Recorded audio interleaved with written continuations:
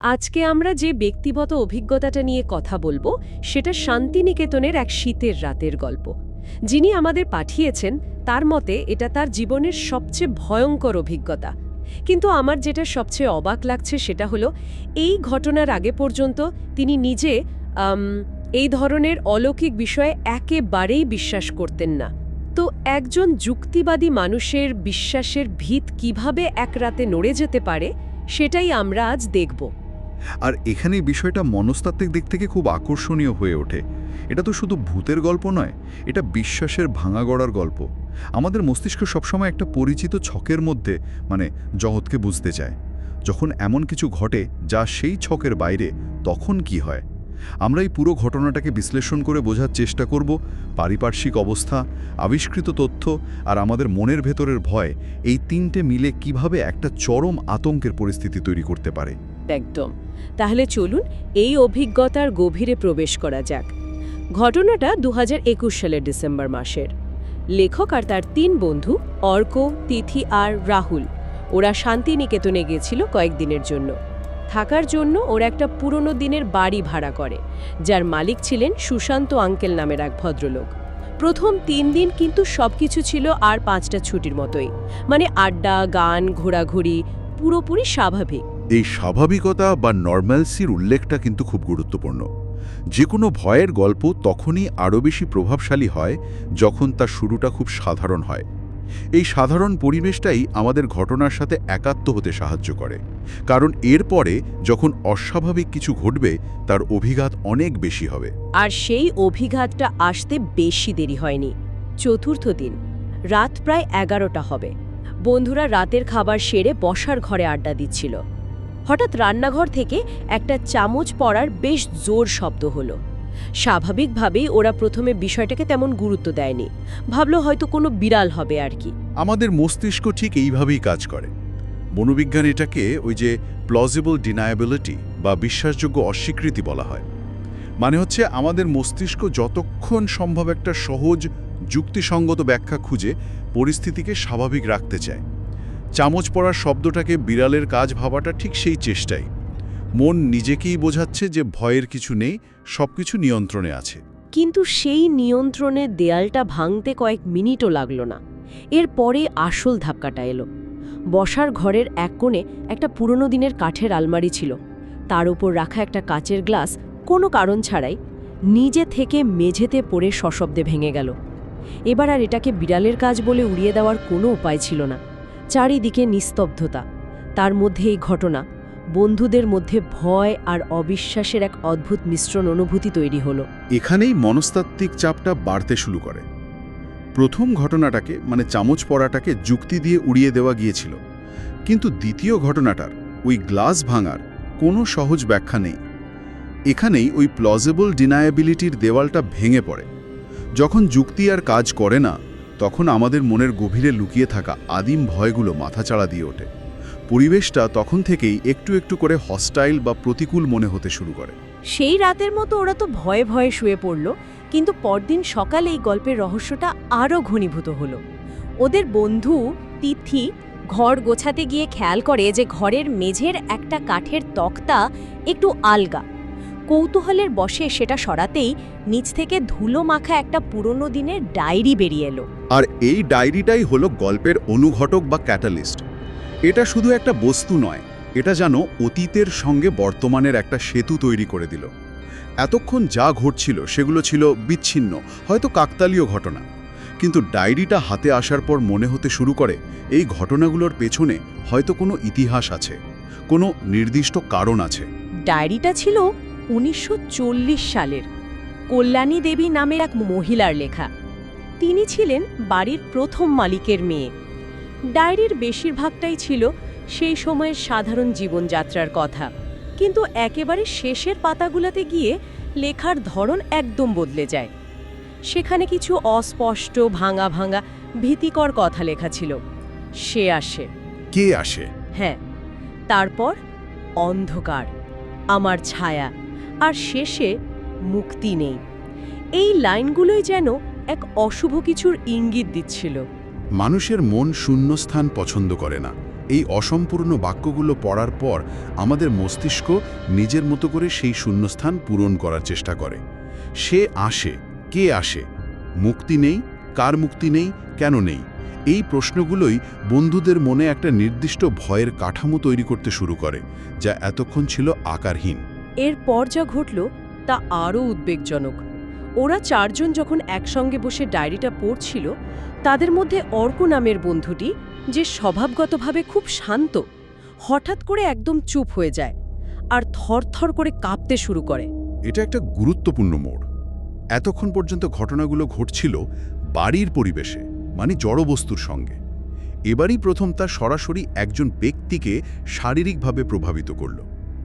ভয়টা আর বাইরের রইল না, একেবারে ব্যক্তিগত স্তরে চলে এলো। অর্ক তখন ফ্যাকাশে মুখে ডায়েরির একটি পাতায় আঙুল রাখে, যেখানে প্রশান্ত নামটি লেখা ছিল। ডায়েরি অনুযায়ী প্রশান্ত ছিল কল্যাণী দেবীর ছোট ভাই, যে খুব ছোটবেলায় ওই বাড়িতেই মারা গিয়েছিল। অর্ক তখন ফিসফিস করে বলে তার মনে হচ্ছে ঘরের কোণ থেকে কেউ তাকে দেখছে এবং তার কানের কাছে কেউ প্রশান্ত নামটি বারবার বলে যাচ্ছে। এটা মারাত্মক একটা ব্যাপার, কারণ এতক্ষণ যা ছিল একটা আকারহীন অদৃশ্য ভয়, এবার সেটার একটা নাম পাওয়া গেল, প্রশান্ত। মনস্তাত্ত্বিক দিক থেকে একটা নামহীন ভয়ের চেয়ে একটি পরিচিত নামের ভয় অনেক বেশি শক্তিশালী, কারণ নামটা ভয়টাকে একটা পরিচয় দেয়, একটা ব্যক্তিত্ব দেয়। এখন ওরা আর একটা অশুভ শক্তির বিরুদ্ধে নয়, ওরা প্রশান্ত নামের একজনের মুখোমুখি। ভয়টা অনেক বেশি নির্দিষ্ট এবং ব্যক্তিগত হয়ে উঠল। আপনার কথা একদম ঠিক। একটা নাম পাওয়ার পরেই যেন ভয়টা শতগুণ বেড়ে গেল। স্বাভাবিকভাবেই বন্ধুরা প্রচণ্ড আতঙ্কিত হয়ে পড়ে এবং সঙ্গে সঙ্গে বাড়ির মালিক সুশান্ত আঙ্কেলের কাছে যাওয়ার সিদ্ধান্ত নেয়। প্রথমে তিনি পুরো বিষয়টা শুনে হেসে উড়িয়ে দিতে চাইলেন, বলেন ওসব মনের ভুল। কিন্তু যখন ওরা ডায়েরিটা দেখালো এবং প্রশান্ত নামটি বলল, ভদ্রলোকের মুখের হাসি মিলিয়ে গিয়ে মুখটা ফ্যাকাশে হয়ে গেল। এই প্রতিক্রিয়াটি খুব গুরুত্বপূর্ণ। একে বলে এক্সটার্নাল ভ্যালিডেশন বা বাইরের সমর্থন। বাড়ির মালিক, যিনি ওই বাড়ির ইতিহাস সম্পর্কে ওয়াকিবহাল, তার ভয় পাওয়াটা বন্ধুদের আতঙ্ককে এক প্রকার বৈধতা দেয়। এটা তাদের মনে এই বিশ্বাসটা তৈরি করে যে তারা যা ভাবছে বা অনুভব করছে তা নিছক কল্পনা নয়, তাদের ভয়টা সত্যি। আর সেই ভয়টাই সত্যি প্রমাণ হলো। সুশান্ত আঙ্কেল তখন স্বীকার করতে বাধ্য হন যে তার ঠাকুরদার এক ছোট ভাই ছিল, যার নাম ছিল প্রশান্ত। ছোটবেলায় বাড়ির ছাদ থেকে পড়ে গিয়ে সে মারা যায়। কিন্তু সেই সময়ে সমাজে কিছু কুসংস্কার ছিল। বলা হতো অপঘাতে মৃত্যুর সৎকার বাড়িতে করা যাবে না। তাই বাড়ির লোকজন ভয়ে, লোকলজ্জার কারণে তার সৎকার না করে ছোট্ট শরীরটার কঙ্কাল বাড়িরই এক গোপন জায়গায় পুঁতে রেখেছিল। ভাবা যায়, এই স্বীকারোক্তি গল্পে একটা নতুন মাত্রা যোগ করল। যা ছিল একটা অশরীরী ভয়ে, তা এবার একটা শারীরিক অস্তিত্বের, মানে কঙ্কালের সঙ্গে যুক্ত হয়ে গেল। বাড়ির মধ্যেই একটি শিশুর কঙ্কাল পোতা আছে। এই তথ্যটি ভয়ের অনুভূতিকে কোথায় নিয়ে যেতে পারে তা কল্পনা করা কঠিন। অতৃপ্ত আত্মার যে লোককথা আমরা শুনে বড় হয়েছি, এই ঘটনাটা ঠিক সেই ধারণাকেই প্রতিষ্ঠা করে দিল। সেই রাতে বন্ধুরা বাড়ি ছেড়ে দেওয়ার সিদ্ধান্ত নেয়, কিন্তু গাড়ি আসতে দেরি হবে বলে জানানো হয়। রাত 2টো নাগাদ ওরা যখন ভয়ে এক ঘরে জড়ো হয়ে বসে অপেক্ষা করছিল, তখনই চূড়ান্ত ঘটনাগুলো ঘটতে শুরু করে। লেখকের বর্ণনা অনুযায়ী সেই কয়েকটা মিনিট ছিল তাদের জীবনের সবচেয়ে ভয়ঙ্কর সময়। ভয়ের চরম মুহূর্ত, যখন পালানোর পথ প্রায় তৈরি, কিন্তু তখনও বন্দিদশা কাটেনি। এই সময়টাতে মন সবচেয়ে বেশি দুর্বল থাকে, কারণ আশার নিরাশার দোলাচলে প্রতিরোধ করার ক্ষমতা প্রায় শূন্য হয়ে যায়। প্রথমে কোনো হাওয়া ছাড়াই বসার ঘরের বিশাল কাঠের দরজাটা একটা ক্যাচ শব্দ করে নিজে থেকেই খুলে গেল। এখানে মনস্তাত্ত্বিক চাপটা চরমে পৌঁছায়। দরজা হলো সুরক্ষার প্রতীক। সেটা নিজে থেকে খুলে যাওয়া মানে হলো বাইরের অজানা বিপদকে ভেতরে আমন্ত্রণ জানানো হচ্ছে। ওদের নিরাপদ আশ্রয়টা আর এক মুহূর্তের জন্য নিরাপদ রইল না। শুধু তাই নয়, এর সাথে সাথেই বাইরের হাড় কাঁপানো ঠান্ডা বাতাস হু হু করে ভেতরে ঢুকে এলো, আর সেই বাতাসের সঙ্গে ভেসে এলো একটা ছোট বাচ্চার কান্নার মতো অস্পষ্ট শব্দ। মানবজিতে এই প্রতীকগুলোর প্রভাব খুব গভীর। যেমন বাচ্চার কান্না আমাদের মনোযোগ কাড়তে বাধ্য করে, কারণ এটা দুর্বলতা আর বিপদের সংকেত। আমাদের মস্তিষ্ক এটা উপেক্ষা করতে পারে না, কিন্তু যখন সেই কান্না কোনো শরীর ছাড়া ভেসে আসে, তখন আমাদের মস্তিষ্ক দুটো বিপরীত তথ্যের মধ্যে সংযোগ করতে পারে না, আর এই দ্বন্দ্ব থেকে তীব্র ভয়ের জন্ম হয়। এরপর যা হলো তা ওদের বাস্তবতার বোধকে নাড়িয়ে দিয়েছিল। বসার ঘরের মাঝখানে রাখা ভারী কাঠের টেবিলটি নিজে থেকেই ধীরে ধীরে ঘরের অন্যদিকে সরতে শুরু করল। মনে হচ্ছিল যেন কেউ অদৃশ্যভাবে সেটাকে ঠেলছে। এটা হলো আমাদের বাস্তবতার ধারণার উপর সরাসরি আক্রমণ। আমরা জানি জড়বস্তু নিজে থেকে নড়াচড়া করে না। যখন চোখের সামনে এই নিয়ম ভাঙে, তখন আমাদের জগৎ সম্পর্কে মৌলিক বিশ্বাসটাই ভেঙে পড়ে। এটা এক কথায় টেরিফাইং। আর তারপরেই ঘরের আলোগুলো এক এক করে নিভে গেল। শুধু একটা টিমটিমে নাইট ল্যাম্পের আলো জ্বলছিল। সেই আবছা আলোতেই ওরা দেখতে পেল ঘরের এক কোণে একটি ছোট বাচ্চার আবছা ছায়ামূর্তি, যা ধীরে ধীরে তাদের দিকে এগিয়ে আসছিল। লেখকের কথায় তাদের চিৎকার করার ক্ষমতাও ছিল না, গলা শুকিয়ে কাঠ হয়ে গিয়েছিল। আলো নিভে যাওয়া মানে হলো সুরক্ষার শেষ আবরণটুকু সরে যাওয়া। অন্ধকার ভয়কে বহুগুণ বাড়িয়ে দেয়, কারণ তখন আমাদের প্রধান ইন্দ্রিয় দৃষ্টি কাজ করে না এবং কল্পনা সবচেয়ে বেশি সক্রিয় হয়ে ওঠে। আর সেই ছায়ামূর্তিটি হলো ভয়ের চূড়ান্ত রূপ। এতক্ষণ যা ছিল অদৃশ্য, যা ছিল শব্দ বা অনুভূতি, তা এবার একটা আকার নিয়ে ওদের দিকে এগিয়ে আসছে।